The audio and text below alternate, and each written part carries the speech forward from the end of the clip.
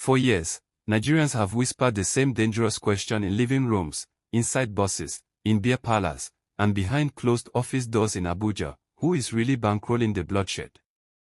Who is supplying the sophisticated weapons that ordinary criminals should never be able to afford?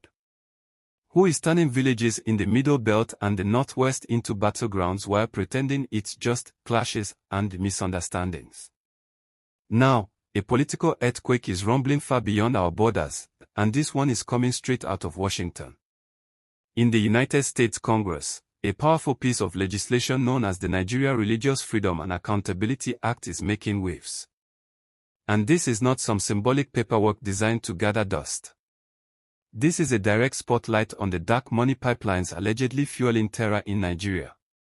For the first time at this level, American lawmakers are openly tying violent militias to illegal mining networks, with a sharp focus on foreign operators, particularly Chinese nationals accused of paying armed groups for protection.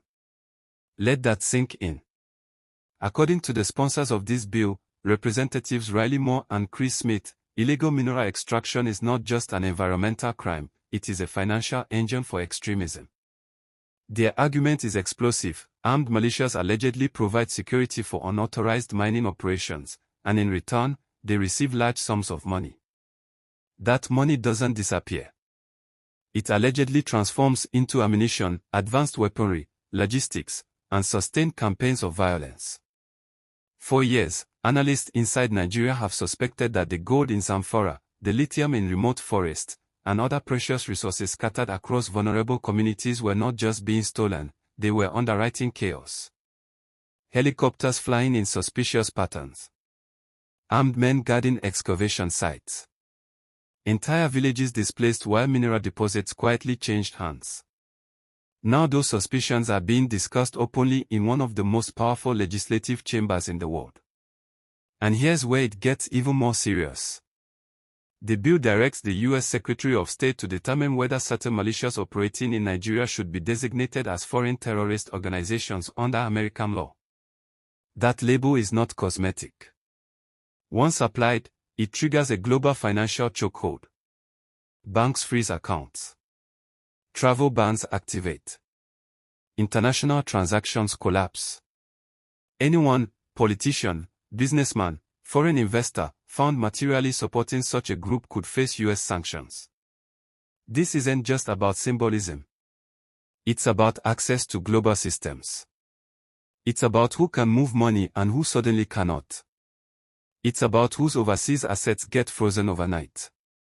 And as you already know, many powerful individuals do not keep all their wealth within Nigerian borders. If the designation happens, it won't just affect fighters in the forest. It could ripple through boardrooms, embassies, and foreign corporations. The proposed legislation also calls for identifying domestic and foreign networks allegedly providing logistical or financial support. That includes foreign nationals involved in illegal extraction activities. In other words, the focus is not only on the government, it's on the businessmen behind them. And then there's the humanitarian angle. For years, communities in Plateau, Benue, southern Kaduna, and parts of the Northwest have cried out that the violence was not random. Entire farming settlements have been emptied. Churches and mosques attacked. Displacement camps overcrowded. Yet the global response often reduced the crisis to vague, communal tensions. This bill takes a different tone.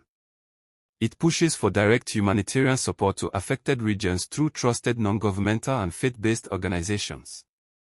That detail speaks volumes.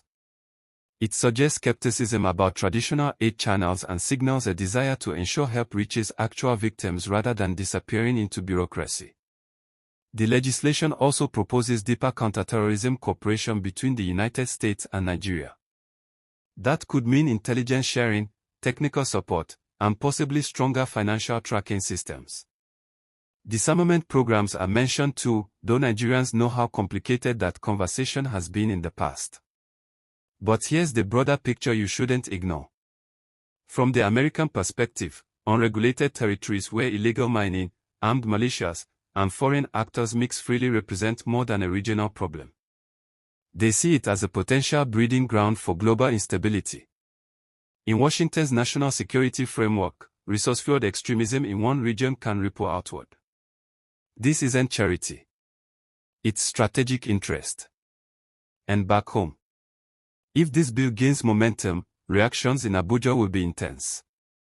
Some will call it interference. Others will quietly welcome external pressure. The mining sector, already controversial, could face renewed scrutiny. The relationship between foreign investors and local security structures may be examined more closely than ever before. What makes this moment different is the narrative shift. The conversation is no longer confined to farmer-herder clashes. It's no longer only about ethnic tension or land disputes. The spotlight is turning toward mineral wealth, illicit revenue streams, and structured financial networks.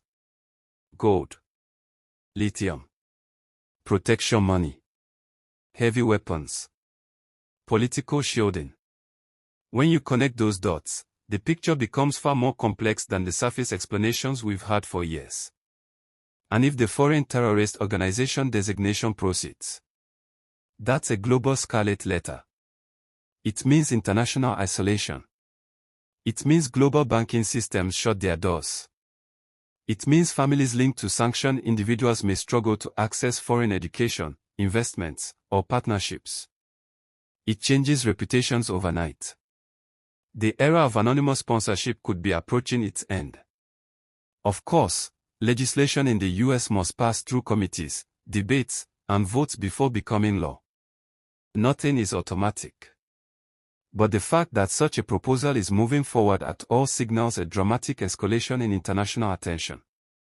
For communities that have endured years of violence, this development feels like validation, acknowledgement that what they described as organized, well-funded operations may have been more than conspiracy talk. For those benefiting from secrecy, it may feel like the walls are closing in. The coming months will be critical.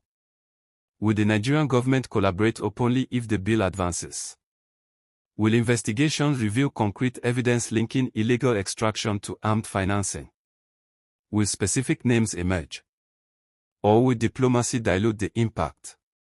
One thing is certain, the conversation has shifted onto a global stage.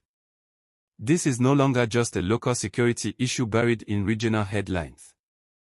It's now part of an international legislative battle involving resource control, counterterrorism policy, and geopolitical strategy. And as this story unfolds, the stakes couldn't be higher, not just for politicians or foreign investors, but for ordinary Nigerians who simply want to farm their land, run their businesses, worship in peace, and raise their children without fear. The question that haunted the nation for years, who is funding this, may finally be approaching an answer.